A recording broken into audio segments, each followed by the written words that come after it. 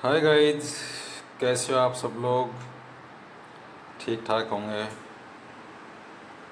और तो आज चलते हैं हम एक नया चीज़ सिखाता हूँ आपको, नया काम सिखाता हूँ सेलो में। कि अब देखो, संतोष जो ऐप होता है ट्रांसफ़र और डेपुटेशन, तो जो कार्मिक डेपुटेशन जाते हैं, जो अप्लाई करना चाहते हैं डेपुटेशन के लिए, और उनके संभव में शो होता रहता है कि आप जिस डेपुटेशन या अटैचमेंट पे जाना चाहते हैं तो इसे अप्लाई करें, मतलब संभव से। और वो कार्मिक संभव से अप्लाई कर देते हैं। उसके बाद कंपिटेंट अथॉरिटी जो कमांडेंट होते हैं, सीओ यूनिट और EC1, जो EC1 की आईडी में वो शो होने लग जाता है, और कंपिटेंट अथॉरिटी कमांडेंट होता है, वो उसको रिकमेंड करता है।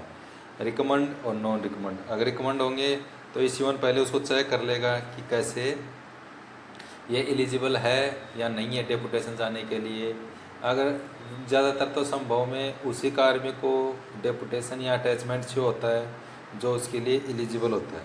फिर भी एक बार दोबारा EC1 जो होता है इसको चेक करता है कि कार्मिक कहीं एलिजिबल है कि नहीं है। तो वही जानकारी है कि EC1 कैसे चेक करेगा कि एलिजिबल है कि नहीं है, कैसे कैसे प्रोसेस है उसको रिकमेंड करने का, वही मैं आपको बताना चाहता हूँ। वीडियो को बिना स्किप किए पूरा देखिएगा और पूरी जानकारी लीजिए।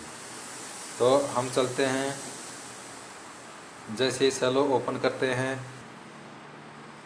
तो गाइस जैसे ही सेलो ओपन करते हैं, सेलो में ये ऐप आती हैं, जैसे ई ऑफिस हो गया, e office EADP, password reset हो गया, PPMS हो गया, ई बिलिंग हो गया, उसके बाद अपार, IPR, HMS, संतोष, SQL रिपोर्ट, ये काफ़ी प्रोसेस। उसके बाद हमें जाना संतोष पे। जैसे संतोष पे क्लिक करोगे तो अपने सामने ये इंटरफेस ओपन हो जाता है संतोष का, ये वाला संतोष का ये वाला इंटरफेस ओपन हो जाएगा।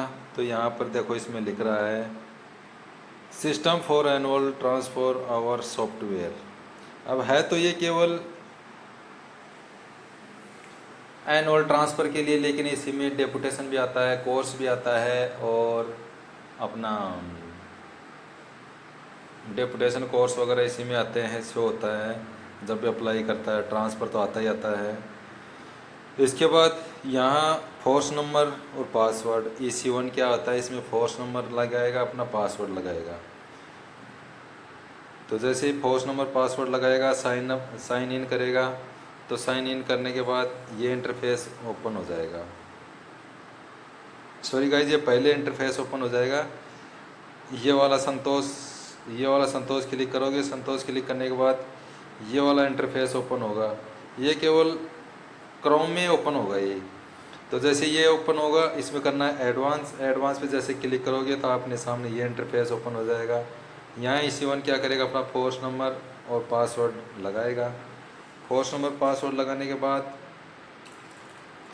साइन इन करेगा। साइन इन करते ही OTP जाएगा। तो OTP के लिए जाएगा, यहाँ OTP की जैसे आ जाएगा। OTP जैसे क्लिक करोगे तो आपको लॉगिन करना है। लॉगिन करते ही ये इंटरफेस ओपन हो जाता है। तो ये इंटरफेस ओपन हो गया। तो इसमें देखो, transfer process, report, course, attachment, role of management, देखो मैं बताया था ना, सब इसी में दिखेगा। तो ट्रांसफ़र प्रोसेस तो है ही है, और इसमें रिपोर्ट्स भी है, कोर्स भी है, और अटैचमेंट भी है।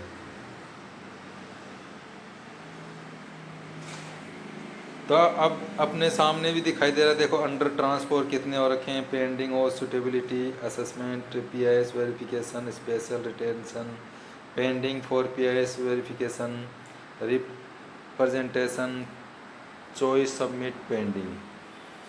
तो ये प्रोसेस इसके बाद हम करेंगे, हमें करना है डेपुटेशन वालों के लिए। तो हम जाएंगे इधर ट्रांसफ़र प्रोसेस जैसे क्लिक करेंगे तो अपने सामने ये इंटरफेस ओपन होता है। PIS verification, suitability, marking by unit, add रोमो, transferees, apply special retention, ministerial unit, recommendation, special case tension, signal unit recommendation, apply representation, approve representation, suitability, महिला रिपोर्ट्स एंड कोर्स।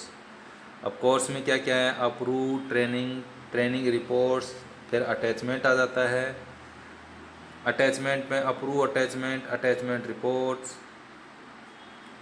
तो हमें क्या करना है, डेपुटेशन वाला करना है कि कार्मिक जो हैं डेपुटेशन पे अप्लाई किए हैं, और डेपुटेशन पे जैसे हम क्लिक करेंगे डेपुटेशन के बाद आएगा अप्रूव डेपुटेशन। अप्रूव डेपुटेशन जैसे क्लिक करेंगे तो अपने सामने ये ऑप्शन हो जाएगा, देखो अब डेपुटेशन केस अप्रूवल। तो ये जब भी आता है जब किसी कार्मिक ने यदि अप्लाई किया है, यदि किसी कार्मिक ने अप्लाई किया है डेपुटेशन पे, तभी ये ऑप्शन आता है, नहीं तो ऑप्शन नहीं आएगा आपके आईडी में। तो फिर आएगा कैडर, फिर जियोज एनजीओ, सेलेक्ट रैंक, और फिर गेट डाटा। ये क्लिक करेंगे, देखो इसमें आ गया रैंक।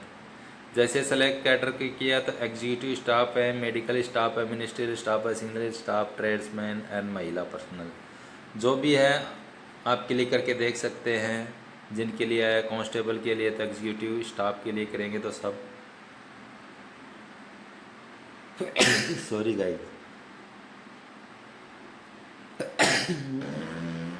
एग्जीक्यूटिव स्टाफ जैसे क्लिक करेंगे तो फिर करना पड़ेगा मैं एनजीओज। तो एनजीओज किए, जियोज एंड एनजीओज किए तो इसमें करना, जियोज का चेक कर लेना है तो जियोज का चेक करो, नहीं तो एनजीओज का करना था एनजीओज। जैसे एनजीओज करेंगे, हम कांस्टेबल का देख रहे हैं, कांस्टेबल जीडी ने अप्लाई किया है, तो यहाँ एनजीओज करेंगे। एनजीओज करते ही अपने सामने एनजीओज, अब यहाँ रैंक सेलेक्ट करेंगे, ये वाली रैंक है, यहाँ रैंक सेलेक्ट करेंगे। रैंक सेलेक्ट में केवल जिसने अप्लाई किया है, कांस्टेबल करेगा तो कांस्टेबल, जीडी है, कांस्टेबल ट्रेडमैन करेगा तो कांस्टेबल ट्रेडमैन आएगा, constable SI GD, ASI GD, executive staff का जो भी अप्लाई करेगा उसका यहाँ रैंक दिखाई देगा। हमें रैंक वाइज देखना पड़ेगा, अगर एसआई है तो एसआई का देखना पड़ेगा, एसआई है तो हवलदार है, रैंक वाइज हमें देखना होगा। तो जैसे कांस्टेबल को क्लिक करूँगा, कांस्टेबल को क्लिक करने के बाद ये इंटरफेस होगा, और उसके बाद हमें गेट डाटा पे जैसे क्लिक करोगे तो अपने सामने और नाम दिखाई देने लग जाएगा। ये अब इसमें दिख रहा है कितने कार्मिकों ने अप्लाई कर रखा है, देखो 2 कार्मिकों ने डेपुटेशन टू एनडीआरएफ, ये इसका फोर्स नंबर आ गया, नाम आ गया, यूनिट आ गया, रैंक आ गया, और व्यू पीआईएस पीपीएस, और व्यू डॉक्यूमेंट्स, उसने डॉक्यूमेंट्स क्या डाले हैं, टेक एक्शन। और दूसरे कार्मिक ने किया है deputation senior aviation security assistant SASA, इसके लिए भी इसका फोर्स नंबर आ गया, नाम आ गया, रैंक यूनिट आ गई, रैंक आ गई, और view PIS, view document, take action. अब इस यून को क्या करना है, व्यू पीपीएस में जाना है, उसके बाद इसको चेक करना है कि ये एलिजिबल है कि नहीं है, डेपुटेशन एनडीआरएफ के लिए क्या एलिजिबिलिटी है, और सीनियर एविएशन सिक्योरिटी असिस्टेंट के लिए क्या एलिजिबिलिटी है। एलिजिबिलिटी को देखेगा और उसमें डॉक्यूमेंट्स कार्मिक ने क्या क्या अपलोड किए हैं वो डॉक्यूमेंट चेक करेगा, प्रिंट निकाल लेगा, नहीं तो इसको आगे टेकन एक्शन करने के लिए नेक्स्ट जो सीओ की आईडी है, कमांडेंट की आईडी, उस पर इसको नेक्स्ट एक्शन करना होता है। तो जैसे टेक एक्शन करेगा, टेक एक्शन जैसे क्लिक करने पर ये आपके सामने ऑप्शन आ जाते हैं, कांस्टेबल जीडी, फिर यूज़र रिमार्क क्या दिया, सर अप्लाई फॉर एनडीआरएफ, वो अब एनडीआरएफ के लिए अप्लाई करना चाह रहा है। अब यूनिट का रिकमेंडेशन क्या रहेगा, तो हमें करना पड़ेगा प्लीज़ सेलेक्ट। तो सेलेक्ट करते ही इसमें आएगा आपको 2 option, recommend and not recommend. ये दोनों ऑप्शन पे आपको अगर एलिजिबल है तो रिकमेंड कर दीजिए, अगर एलिजिबल नहीं है तो नॉट रिकमेंड कर दीजिए, और यूनिट का इसमें रिमार्क कर दीजिए कि ये कार्मिक रिकमेंड किया जाता है, ये कार्मिक एलिजिबल है, और जो नहीं है उसके लिए ये एलिजिबल नहीं है। ये देखो, ये जैसे सेलेक्ट किए तो हमें आ गया रिकमेंड का ऑप्शन और नॉट रिकमेंड, और फिर हम कर देंगे सेव रिकॉर्ड। जैसे सेव रिकॉर्ड को क्लिक करेंगे, जैसे हमने रिमार्क में लिख दिया recommendation for deputation and DRF या जिसके लिए भी हो उसका थोड़ा रिमार्क दे देंगे और डाटा सेव और ओके कर देंगे। जैसे डाटा सेव करोगे ओके करोगे तो ये next further head of department directed के पास ये चला जाता है। तो डायरेक्टेड जिस भी संस्था में डायरेक्टेड में अलग अलग ब्रांच होती हैं, ट्रेनिंग ब्रांच या D&M की जो भी है, जो भी कोर्स है डेपुटेशन के लिए रिगार्डिंग जो भी चलाता है उनके पास ये शो होने लग जाएगा कार्य का पूरा डाटा। तो यही एक छोटी जानकारी। अगर ये जानकारी अच्छी लगे तो लाइक शेयर सब्सक्राइब कीजिएगा। अगर किसी प्रकार की और जानकारी चाहिए तो कमेंट करना। तो अपने दोस्त वीडियो को ज़्यादा से ज़्यादा शेयर कीजिएगा और चैनल को ज़्यादा से ज़्यादा सपोर्ट कीजिए, लाइक कीजिए और शेयर कीजिए, please please please. Thank you so much.